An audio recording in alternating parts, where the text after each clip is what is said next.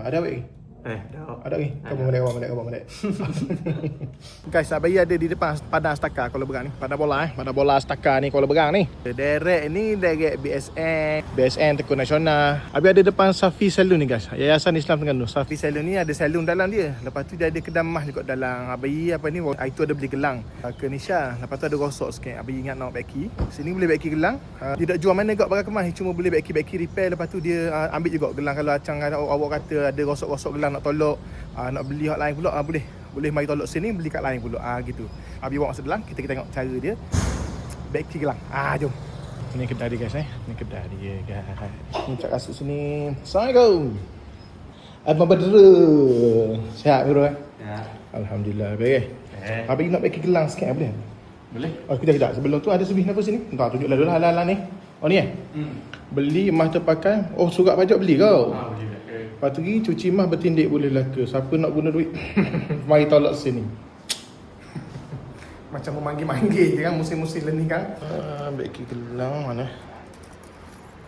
Ni. Ada rosok sikit, nak beki sikit, nak teri sikit. Boleh? Tengok. Boleh. Cuci lalu lah ni Apa? Bagi nampak bersih lalu sikit. Bagi nampak Kotor ke? Kotor sikit. Kos. Ni pun api dalam 40 gitu. Murah je. Okay. Steady, jom.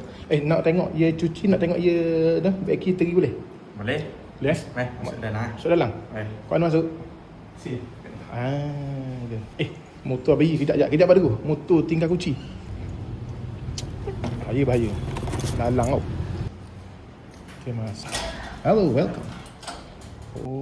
Okay. Nak cuci sekali dengan tu lalu lah. Okay. Kita nak cuci dulu. Kita cuci lah barang ni. Awak muka macam mah dah awak. Awet amah, ada awet lagi? Dah. Ada lagi? Kau balik. Dia kena pakai mask guys. Nak cuci kena pakai mask. Bahaya. Lama tak pakai mask guys. Pakai seat pun. Pakai seat. Dia berasap ke? Dia berasap sikit. Okey. Ni ada bodon datang. Petang dia tu. Hilang lah ke abu-abu ke ni. Cuba kita celup. Modal. Dia proses ni dia bulan kali kan. Bulan kali buat Bagi nampak naik mula warna emas ni. Gitu. Tu tadi kan nampak tak? Ni mat pun ni mula dah. Nampak kan? Ini dah. Ni lepas kita bakar celup asid lah. Nampak kan? Dia jadi kuning mula. Nampak dah. Ni mesin dia guys. Ni kenapa mesin ni? Mesin Cuci lah. Mesin cuci Ada sabun ke kenapa? Dia pakai sabun ni. Sabun cuci lah. Okey. Kita dalam 10 minit. 10 minit disiap lah barang. Okey, baik. Guys, sementara tunggu dia cuci tu. Kita tengok kenapa ada depan ni. Ni jual, abang jual aku ada. Jual juga. Tapi apa tu? Barang pun dok banyak banyak. Dia tengok stok masa sebab kalau orang tolak banyak lah. Gitu. Mana jual barang yang orang tolak lah maksudnya. Kalau barang comel kita jual. Ni anting-anting. Cicing. Ada gelang nung rata. Ni kenapa? Golbar pun ada kau? Golbar yang baru. Harga dia mahal sikit lah sebab dia baru. Saya cakap harga, contoh harga beli hari ni berapa harga ini? Kalau paling tinggi boleh ambil pun dalam 465. 1 gram. Jual hari ni pun dalam 500. Murah je. RM512 segram. Okey guys, steady. Ni lama sikit pasal ni 999 guys. Ni subat tindik pun ada. Servis tindik pun ada, subat tindik pun ada guys ni.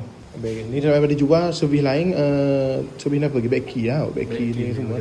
Abayi pun pasal dengar awak beki cepat tu Abayi mari Mari pagi.